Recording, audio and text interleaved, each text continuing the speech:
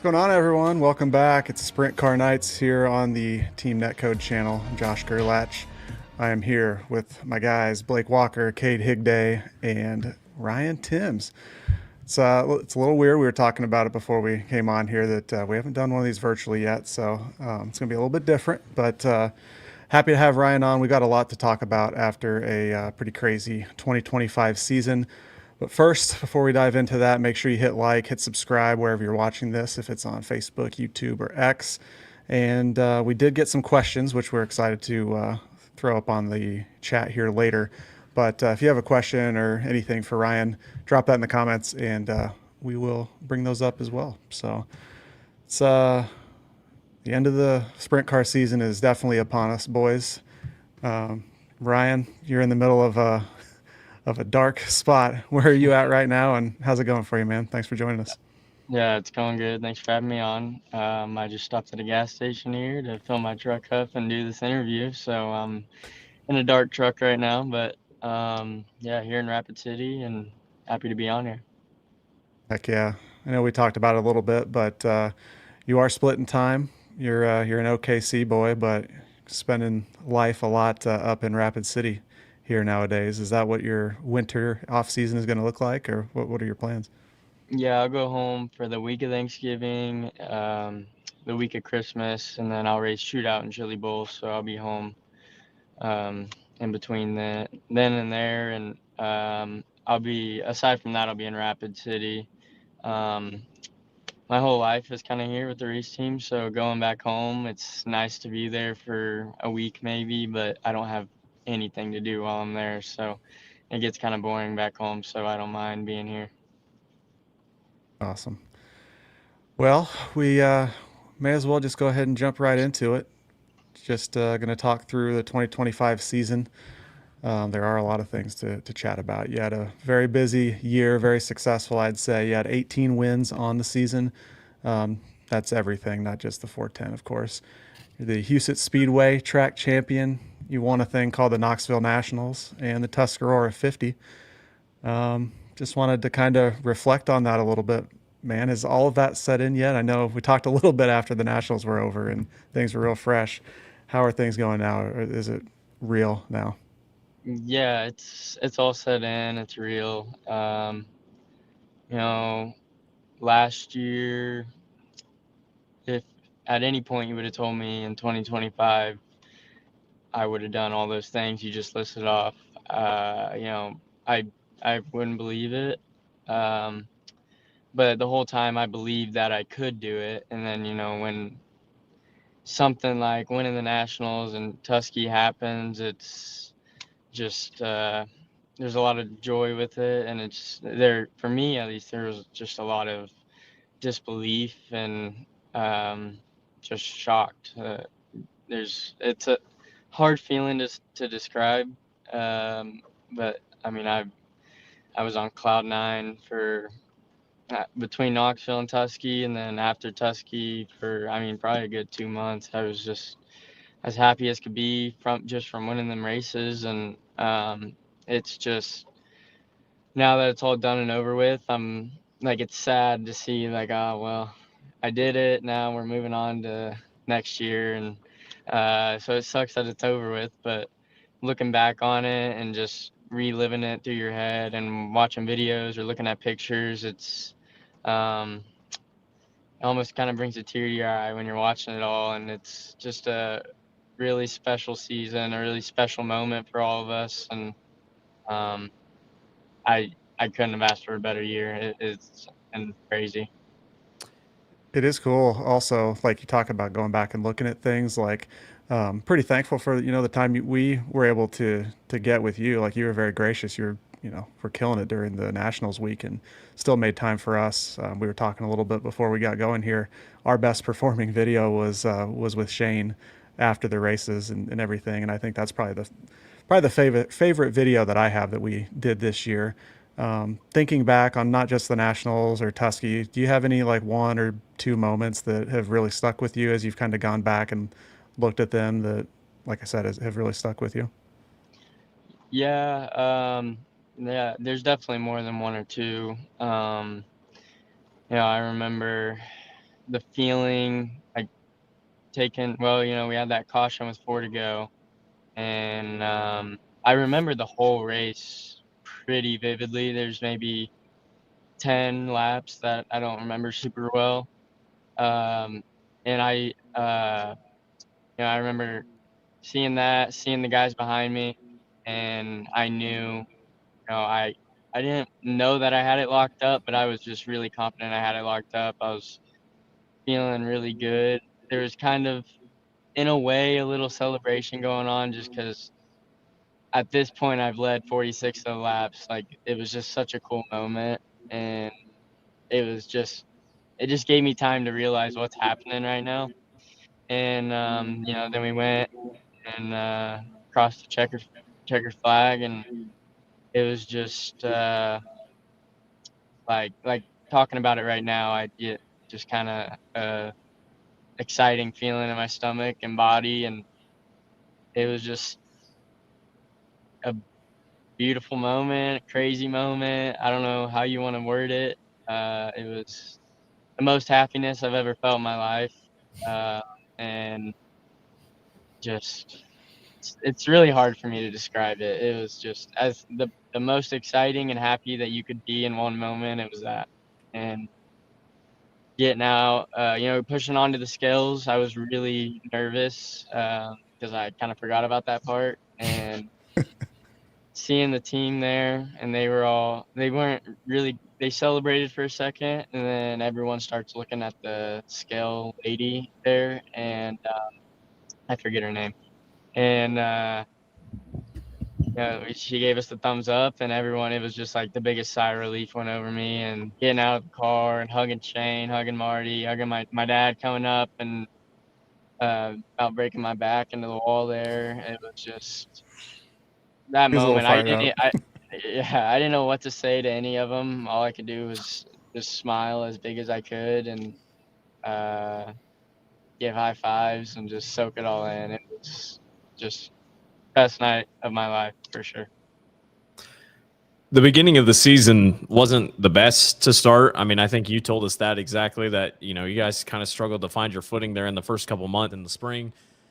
Was there a time or a moment during the summer that something just clicked and you felt the confidence, the team felt the confidence that you guys could compete to win those type of races? Was there any point, was it a weekly moment at Knoxville? Was it a race at Knoxville where you picked up a win? Was there any moment that stood out that was like, okay, we got something building here? Yeah, it would. Well, so at the beginning of the Knoxville season, I think the first race we had a rear end brake in the heat race, and I wasn't able to run the feature. And then the following weekend, I think I won the following weekend. That was my first win, and it kind of felt like that night was the starting point for my learning, or just my racecraft at Knoxville specifically. And I just felt like that night was, I got out front, I got clean laps, and I ran away from Brian Brown, which I knew my car is so fast around there. If I just keep it straight and smooth 80% of the time, and I'm in clean air most of the time, then I have a really good shot at winning. And after I made some mistakes at the start of the race, got through it, won the race, and from there it was just like every single night I would improve in one or two sections, and just, every now and again I'd have the same reoccurring problem or whatever, but eventually we got it all narrowed down to just one or two little things. And um, when I realized that I could win the nationals was when I would go back and watch videos and see how fast we were in clean air, and how, no one ever, not that I can remember, no one ever caught up to me in clean air at all at Knoxville. In lap traffic, I got passed a few times, but um, yeah, I just, we put it all together, and me and Shane um, both worked with each other, trying to just maximize our speed, and do the best that we could there every single night. And even the Nationals week, like 360 Nationals went well. I think we ran fourth, and then the Capitani, it didn't go super well. I did 10th or 15th, and then Oskaloosa was all right, but we just didn't do anything that really stood out. And so the mindset going into the prelim was just take everything you've learned and do the best that you possibly can. And that just happened to be what we did. Was a really good prelim night. And then once I got to start on the pole of the main, I knew if I could just never get past, I could win it. At least take control from the start. And I just knew that there was way too much at risk to not be 100% locked in, I guess. So. You mentioned watching film, and we've heard you and Shane both talk about it. Eric Arnold wants to know who records that, and are you guys aware of any other teams doing that, and are you worried about them catching on to your little speed secret there? No, I think like I have the videos. I don't watch film religiously. I do watch film just so I think it's just up to whatever driver, how committed they are to watching film and getting better. But my dad, he went to all my races, obviously, since I was in junior sprints to now, and he videos them all for me so I can watch and learn. And he's seriously videoed every single one of my races, minus maybe 50. So I've just had that tool there the whole time, and it's really helped me. Not there's nights I do really well, and there's not really a ton you can learn from, but most of the time, there's a lot you can learn from watching film, just even if it's one or two mistakes here. But I think anyone can do it. It's not everyone's watched film. I think even back in the 90s, guys watch film, so it's whatever the driver wants to do. And you have to have their correct mindset, I think, when you're going into something like that too, like just watching it to watch versus, like you said, find things that you can improve on. And curious to kind of pick a little bit away here on Shane specifically, Shane Liebig, car owner. Just curious to hear a little bit more about how that relationship has kind of grown since you guys got together. And with that also, what was it like with the success that you guys were able to put together? What was that like being able to experience that with someone like him? Yep. Yeah, well, Shane, he's a old school, show up every day, do your best every single day, and he just wants me to be the best version of myself and give 110% in everything. And it's always been that way from California at the beginning of the year to today. He's still that way. So, when we had our big accomplishments, we celebrate that night, obviously, and then the next day or two. And then after that, it's kind of just forget about it, move on to the next, and keep trying to win as much as possible and keep trying to improve every night. So, yeah, he's a good mentor for me to have for sure, especially at this point in my life. And I think he's helping me to become the best version of myself and the best racer that I can be. Talking post Tusky, post Nationals, you then went around, and every time that you were introduced, I swear, every time you were introduced on a broadcast, they'd start with the Knoxville Nationals champion, Ryan TIMMS, and then they'd throw Tusky in there if they wanted to. Talk about the back half of your season, post Tusky, how you thought your performance was. Obviously, all the pressure was on you. I mean, it just felt like all the pressure was on you that this kid's won the Nationals and he's won Tusky. He should show up and just beat guys and just get wins. I know you had a couple races that you probably want back here at the end of the season that were so close, but how would you evaluate how the end of this year went and then on to World Finals here your final week? Yeah. If I had to rate it on a scale of 1 to 10, I'd probably rate it a 6.5 maybe. We had good runs. We had a good run at Lakeside. Texas, Lucas Oil were both just kind of okay. And then Williams Grove, we had a decent run the last night, just didn't put it all together in time.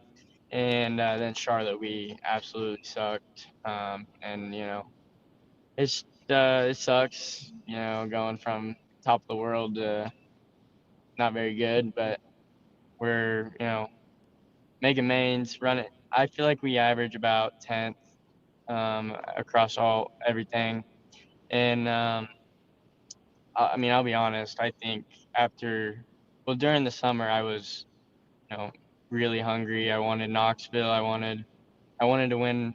The summertime is, the hot time of sprint car racing, and I feel like for me, I naturally just get a little more motivated during that time.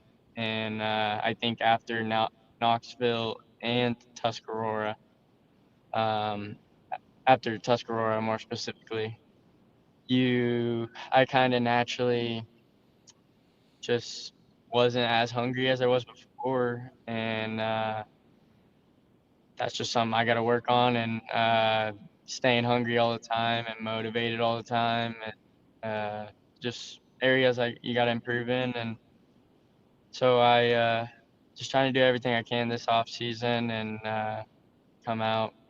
We had a really good year this year, but we want to have a better year next year. So it's gonna be hard to top, but it's possible. You talk about keeping a positive mindset, and excuse me. Everybody knows how cutthroat sprint car racing is, and how tough it is for a driver mentally. We've heard you mention it a couple different times in some different interviews. You work with a sports psychologist. How big of a game changer has that been for you, especially this year with a lot of really good things happening to you?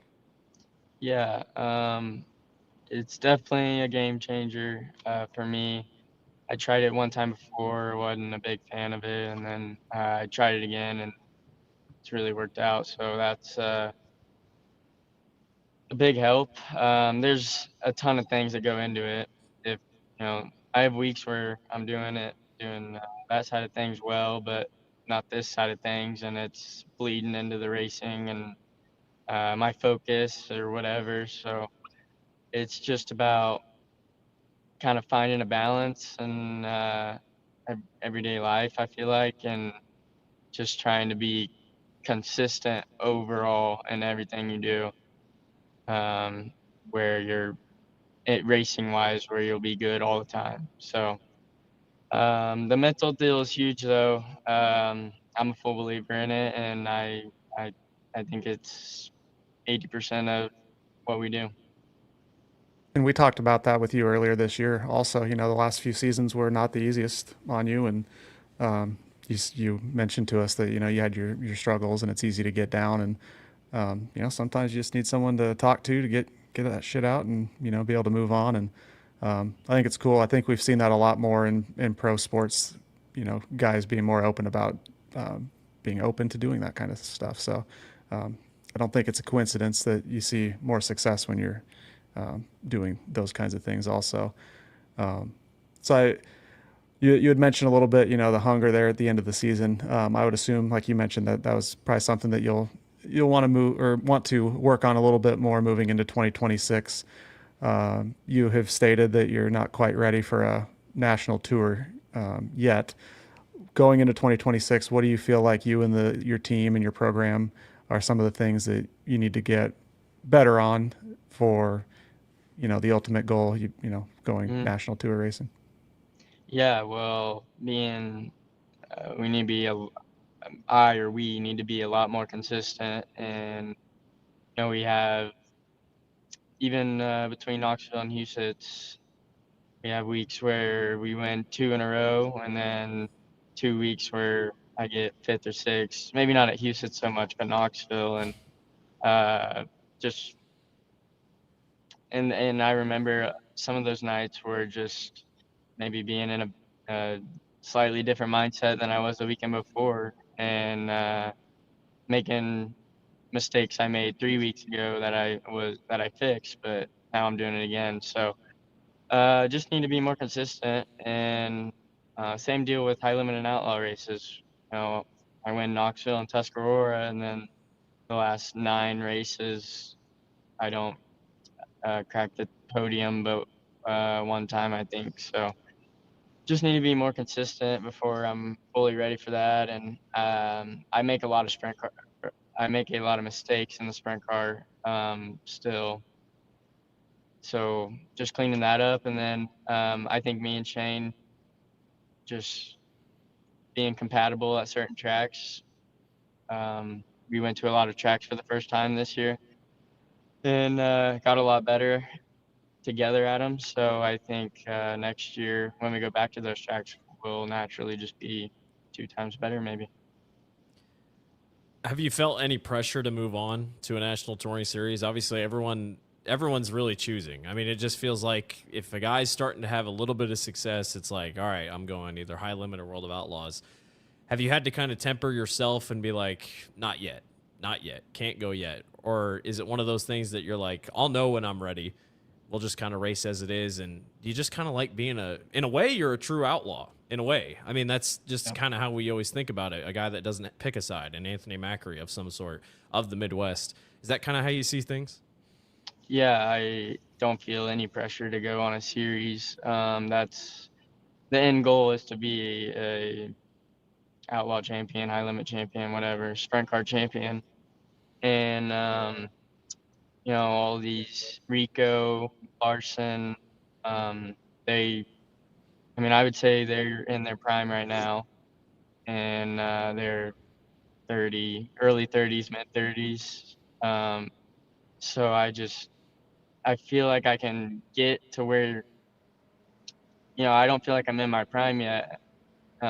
It took them 10 years to get there, and that seems to be a common thing with a lot of veteran drivers. And obviously, the goal is to speed that process up to where I get there sooner. But until I feel like I'm closing in on that, or I am there, then I just I don't see the point in going running a full-time series like that where you aren't confident that you have a shot at top 3, top 5. We've talked about the mental game. I want to know mentally, like your timeline on that. Like, when do you feel like you should be ready for that? For being in the prime? No, being ready to go on a tour. Well, it's kind of hard to say. Just, you know, because I mean, there's been points where I felt like I was ready to do it this year, next year, and so it's just, and then I go have a bad weekend or whatever, and then so I don't know. I think I just, you know, keep racing, and then at the end of one of these years, I will know for sure if I need to at least start considering it. Don't even have to go do it, but I think maybe 25 for sure by 25. But I think by the time I'm, let's see, 22, 23, it could be happening. So I'm far not away. sure. You're so freaking young, Maybe man. sooner than that. I just don't want to. I don't want We're to call talking it 6, sooner. 7 years. It's one of those things that you don't want to be the guy that goes and just gets his ass beat. I mean, and we've seen that. You know, recent history tells us, but there's also no concrete answer. Like, there is no. I swear, if you go back and you find averages, it's not 22, 23, 25, 26. Like, I feel like it's just, it varies per driver. At least that's how I've always seen it. But you just don't know. You don't know till you know. I think this is Rico's first time doing a sprint car tour, right? Full tour series. Yes. Yeah, and he's 30 something. Yeah. So he was an he's outlaw. These Rico are like- Avery. these are He's like one me. of the most, he's top famous sprint car driver. So I think just depends. And yeah, you know, I respect that a lot, because in nowadays, like, even you started really young. I mean, you were what? You were 19 when you won the Nationals, right? Or were you not even 19 yet? Yeah, so I you weren't was even getting you're, ready to be. Yeah. so you're still 18, and we have seen that. We talked with Brett Moffitt about how he kind of maybe doesn't like necessarily the super duper young kids jumping into these full size cars, and maybe needing to rethink that model a little bit. Um, I think I can respect that. Like if you know that you're not quite ready, you've got a good thing going with Shane, and he seems very patient with wanting to continue to build your program up. Um, you know, not that my opinion matters anything to you guys, but it's like that does seem like a good way of doing it. And to your point, when you're ready, you're ready. Kind of shifting a little bit here, we had another question from Tyler on Facebook as well. So you've already checked off some big events, at 18, 19. What other races or championships besides the touring ones, of course, would you have on your radar or bucket list moving into Yeah, because 2026? we know you just have a bucket list somewhere just Yeah. listed of every Yeah. single Yeah. race you want to win. Well, I mean, I feel like I'm gonna miss something here, but I feel like to me the top crown jewels would be Kings Royal, Knoxville, to me Tusky, and then National Open. I don't Halfway think I'm there. missing one there. You're halfway Halfway. there I already. mean, I I, mean, I think that's just me. Yeah. I think we talked about this earlier in the year. That's pretty much the 4 crown jewels. I That's mean, what I'd go with. You could throw in others if you wanted to, but yeah, I'd say that's majority. You could throw one of the California ones, Gold Cup, all these other ones, Trophy Cup, but yeah. So obviously Kings Royal and Williams Grove are I mean, it's far fetched, but that's the main goal is to get those two. If I could do that, then that would obviously be a great accomplishment. And then it's just winning. I mean, just it's simple. I mean, we complicate it, but just try to go and win every race. You're not going to, but just try to win every race you're in. See what happens after the year's over. I have a quick follow up from an earlier one too, Blake, before you go. Yeah. So kind of talking about outside of the Midwest, like you guys seem to have your Midwest program pretty good. Obviously at Knoxville, Huset's, Jackson, you won races there at all 3 of those tracks. You've looked really good at Lucas Oil. Do you feel like needing to branch out a little bit more outside of the Midwest is something that might be the next step to kind of prepare you for a national tour? Yeah, I would say so. We do struggle at a few tracks that are outside the Midwest, and I don't know if it's me or the car or both of us, but either way, we need to race there to get better. Um, this upcoming year, we're trying to race, not running Knoxville like points every single race is up in the air. Trying to do that, and Do then it. yeah, that's what we're trying to do. The Kings Royal being over it makes it Everybody will tough. go to Kings Royal. Yeah. But so if we were to do that and then Huset's again, it would be tough to do any more racing outside of the Midwest than we did this year. But I think we ran 75 shows, and that felt like a really good amount, like solid number. And I would like to branch out a little more. I'd like to go to the East Coast a little more, Eldora and PA tracks. But I'm happy to race anywhere, and we'll do whatever makes the most sense for everyone. Excluding the 2 big victories that you had this year, and I'll even exclude the prelim night. So Knoxville Nationals out, Tusky out. Do you have a favorite win this year besides those 3?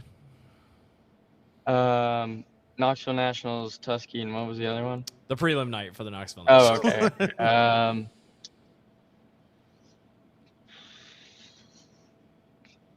Yeah, the Knoxville regular show where I passed Brian on the I figured. last restart. Yeah. I figured. Yeah.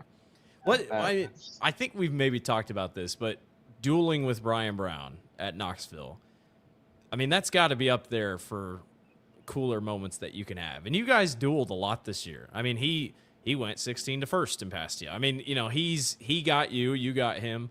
You know, what's that like? Do you learn anything from Brian Brown in those film sessions? Is there anything that Brian has done that you take back on and say, I can learn from that? Yeah, I mean, when me and Shane talk about being smooth and straight, he always refers to Brian Brown. He says I mean, he's obviously one of the straightest and smoothest drivers out there. So he's, yeah, a Knoxville veteran, and he knows that track, you know, like the back of his hand. And racing like that hard with them was a really cool moment, and was really just exciting for me. And you know, to see him giving it his all and still being able to get by him it was really neat. And racing against him is a ton of fun. And he's a great guy. Even when he runs second to you, he'll come up, shake your hand, tell you good job. And yeah, so Brian makes Knoxville so much fun. Now that you've kind of gotten used to, well, I shouldn't even really say getting used to it. You are still new to it. Like running, like racing against the same cars, like you race Knoxville, basically the same cars almost every week. Huset, same thing. How tough is it to kind of bounce back to like going to run a high limit race or an outlaw race and racing against guys you don't race with very often? Yeah, it is tough. I think at Huset's and Knoxville, you can obviously get away with a little more mistakes, or just you don't have to. You can get away with more at both those places, local races. Where when you go to outlaw race, you know, you get maybe one or two mistakes, and if someone doesn't capitalize, that's a miracle. And so I feel like every now and again, I feel like majority of the time, I was pretty good about keeping the same mindset and racing the same way every time. But there was little spells where we'd race Huset's or Knoxville so many times in a row, that I would just get used to being able to make mistakes. And then we go to an outlaw show, and I feel like I notice a big difference going to an outlaw show after that versus running with the Outlaws seven times in a row. How do you shake those bad habits, like to get yourself out of that little bit of a funk? Because I'm sure that's something that you could use, you know, in the future if you go through those same kind of things when you get out on the road.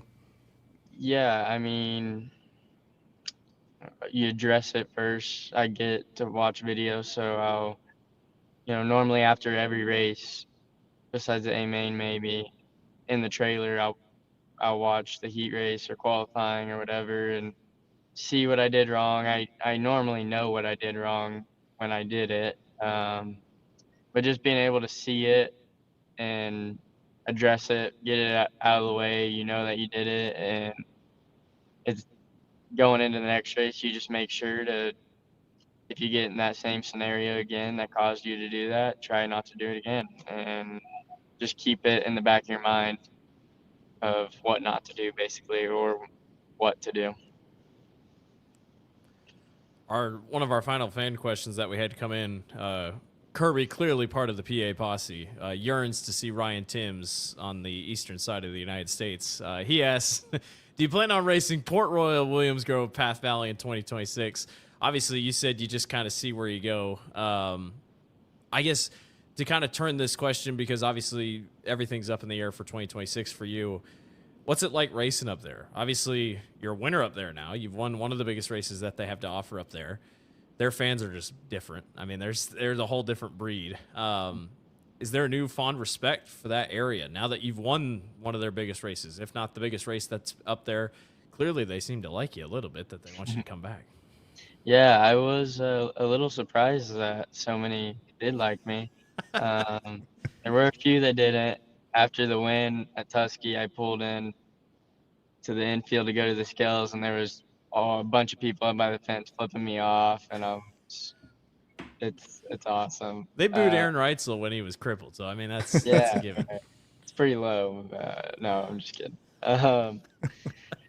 No, I love PA. The fans are great. They're hardcore and intense. They buy a lot of merch, and they love their sprint car racing for sure.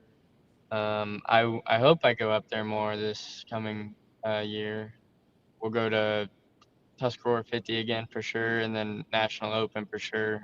And then outside of that, I'm not 100% sure, but the competition up there, it's basically Knoxville and Huset's local racing, but in PA on those tracks, and it's a whole nother ball game compared to what's here, and it's tough to learn, and it's just I don't know what it is exactly, but there's just a ton of things different about it, and you drive the car different at all of them, and so I hope I get up there more, but I'm not 100% sure. I have a quick question here too. Sorry, Cade. So you've obviously won both of the events, Knoxville Nationals and the Tusky. What are the vibes like there, being on the ground? I don't think either one of or any of us three have been to both. How do they compare? Knoxville's definitely on top for sure. Oh, Ooh, ugh. Knoxville Nationals, just as in how many people are there, and the whole town shut down, and I don't know. I've just been going to Knoxville since I was a younger kid, and so I think it obviously means more to me. And then Tuscarora 50 is second or third to Knoxville. I don't know.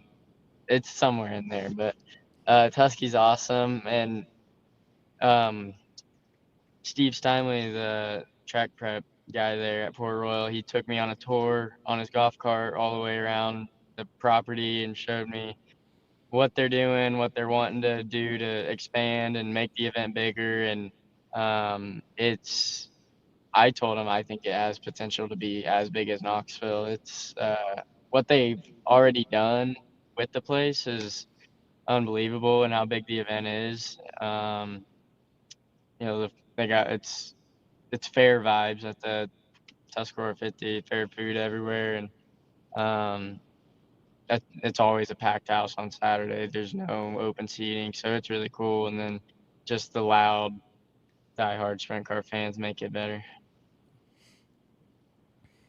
You've told us obviously you're running the Tulsa Shootout and the Chili Bowl this year. Do we get to see Ryan TIMMS outside of a sprint car much more next year? I know some people want to see a 4-crown run here coming out of you. Yeah, that would make be it really happen. cool. That's definitely on the bucket list, but I don't know if that's very realistic. So I'm not sure about that one, but um, sorry, can you restate that question? I was thinking about 4-crown. I was just asking if we were going to see you outside of a Oh sprint yeah. car anymore in 2026. No, I'll race the Chili Bowl and Shootout, and that'll be it. So What are I'm your racing the Shootout expectations for that? for Shootout and Chili Bowl. Yeah. For the Shootout, I'm not really 100% sure. Just that's always really up and down for me. So I'll just keep my expectations neutral there. And then Chili Bowl, my expectation is to win the prelim night. Just 2 years ago, I was leading until the last lap, and then CV passed me. And then last year, I was leading early in the race, and then I got spun out. And so everything, that's all. Well, I guess 3 years ago, I ran for Keith one time, and I think I ran fifth on my prelim. But every time I run for Keith there, it's the car's capable. I just got to get it done. So, yeah, a win to win the prelim night would, I'd still go for the big one on Saturday, but that would be a big one to me. How do those events compare from a mindset perspective? You have a hell of a lot more downtime, like at the Chili Bowl, than you do at Nationals. Can that mess with you at all when you're just sitting around waiting for your turn to go out there? And like, how do you combat that? Yeah, I race on Friday. The last 2 years I've raced on Friday, and So I'm there Monday through Thursday, and you just watch racing, and that's it, all 4 days. And for me, I actually like it, being able to just watch and chill. And I feel like it gets like the first couple of days, even just being in the building, you get nerves and like in your stomach, and being there for 2-3 days and watching races happen, and it kind of settles the nerves for me. And then the excitement of knowing how many people are going to be there on Friday, it's just a really exciting race and fun time. Cool thing to be a part of, especially if you can be running up front. And that's just an awesome event. And um, the Chili Bowl would have been the first big race I ever went to when I was a kid, and I went and took a picture with Bell Larson, I think Rico, I'm not sure, and they were just kids at that time. They couldn't have been much older than I was right now. So that race is that means a lot to me, and the driller is definitely on top of the bucket list, in no particular order of the top of the bucket list, but I mean, if you pick off just a driller now after winning the Nationals and the Tusky, yeah, man, we're gonna have to do something. I don't know. The only sad thing is it wouldn't all be in the span of 2025. Yeah, yeah, right, But that'd be a hell of a way to kick off the year. for right. sure. That'd be in the calendar, what, like 4 or 5 months? Yeah. It'd be nuts. Yeah. Up there with Insane. one of the better 4 or 5 months. Definitely. Well, that's awesome, man. What a year. What an insane year. I know from an outsider perspective, it's been awesome to watch. I assume your merch has gone absolutely crazy. I remember, talking to a couple members of your family, and after the Nationals, it was like, oh my gosh, we can't keep up. Yeah. And I even said on Twitter, we still need a diecast. We still got to get one. I know. They're maybe coming. All right. There we go. Which will be awesome. And then obviously your wing boards. I got one back there. So I assume you guys will be ready in 2026 with plenty of merch to come. Yep. So I think that'll be really cool. But Yeah, what a yeah. year. Well, it had to have 10x our merch sales after Knoxville Nationals. It was unbelievable. And yeah, like Kirsty and my dad, they run the whole T-shirt operation, and I gotta thank them real quick for that, because that's literally a full-time job. And yeah, there was a few people getting on Facebook asking where their stuff's at, and I mean we'd run out of stuff before we could send it. And yeah, so good problems to have for sure. And everyone eventually got their stuff. Yeah, we'll have plenty of merch for next year too. We have a couple more comments here. I know who you know this is. We had John Cressman ask who your favorite garbage man is. I think that's that's probably your answer right there. Sanitations. I normally wear his hoodie. It would have been a good time to be wearing it. Well, it looks like you're on brand still, so we'll let that slide. And I know we did talk about Shane and things that you guys have been working on, and how you kind of recap and watch film and stuff. Do you have anything specific here? Clayton asked about maybe the setup or even just your racecraft that we haven't touched on already, but kind of really sticks out to you that Shane has really helped you improve with. He's really helped me improve with racecraft for sure. Racecraft at Knoxville specifically. Racecraft everywhere, but Knoxville, he was a really big help at, just to compare from where we started the year and ended at there. It was a 9-day difference, and I try not to get involved in the car setup stuff at all. I'll tell him what I feel, and he'll take what he sees and then adjust from there. So on that side of things, being in the race shop, I've learned stuff about the car and just what's what, and what does what. But I still need to learn. My feedback isn't, it's not super excellent. It could be a lot better. And so that's what we need to work on also, is just me. I don't know if I need to understand the car better, but we need to figure something out where I can give him better feedback. And so that's our next thing we're going to try to improve on. get me a little smarter. Are you happy to There see you go. more Knoxville and Husets on the Outlaw schedule next year? Yes, Especially I am. back to back. Yeah, yeah. I was it like 15 between the two Yeah, in the tracks. span of like 3 weeks, y'all are here, like, Mhm. or a span of a month, you're here 3 times. So Yeah, it's fine with me. Can't complain about that. Yeah, no doubt. Or do you have any plans in the future to go race over in Australia? You want to do something like that, or do you enjoy having the break from racing a little bit? I enjoy having the break from racing. I know by Chili Bowl time I'll be wanting to race again, but Chili Bowl and Shootout are like perfect. Just get your feet wet again and get the itch out of the way, and then get a little break between then and February. So I enjoy my off season, but I do want to go to Australia at some point. But it's really tough to get solid rides out there. So until I can get something for sure good, I won't go out there. don't be like Garrett Williamson and go to Australia and then immediately get on a plane and race Chili Bowl the next week. Don't do that. Yeah, And then go back. Yeah, and then go back. Unless you like flying, I guess. I don't know. yeah. That's about what all I had, boys. Did you guys have anything else you wanted to chat about? Do you have anything else you wanted to share about 2025 or Yeah, man. Any 2026, breaking news right? you got for us? None that I can think of, no.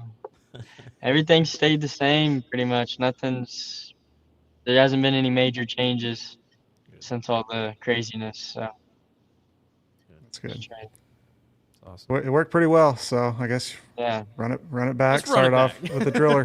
Let's run it back. yeah, right. I'd love to see you run for a Knoxville Points Championship. I mean, Yeah.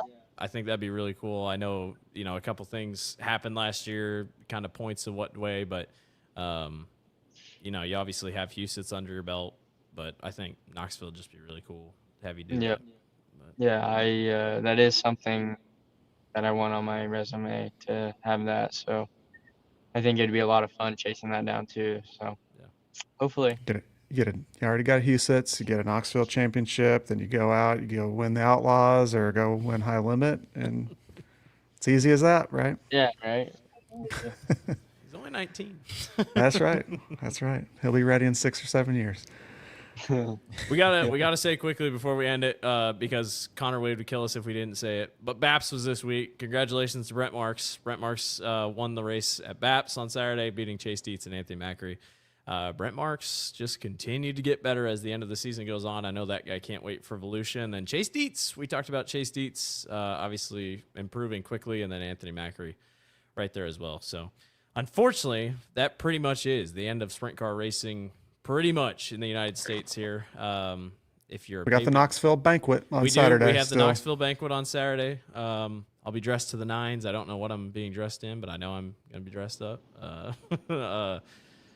But yeah, other than that, next dirt racing action is until really December for Gateway Nationals. And then really the next racing, I think the Snowball Derby on the pavement side is here in a couple weeks. But other than that, you're going to have to hang in there. Yeah. Hey, the Snowball Derby's not that bad. Come on now. This is a dirt show, Blake. Get that pavement stuff out of here. No, thanks Ryan again for the time. Stick around if you can. I failed and forgot to ask you if you can stick around for a couple minutes after we're done. Your phone hasn't died, so we're doing good there. Yeah. Make sure you follow Ryan and his racing pages. He's on all the socials, as are we at Team Netcode. I'm at Josh_Gerlach on Twitter. Blake is at Blake_Walker8. Cade's at Cade Higday.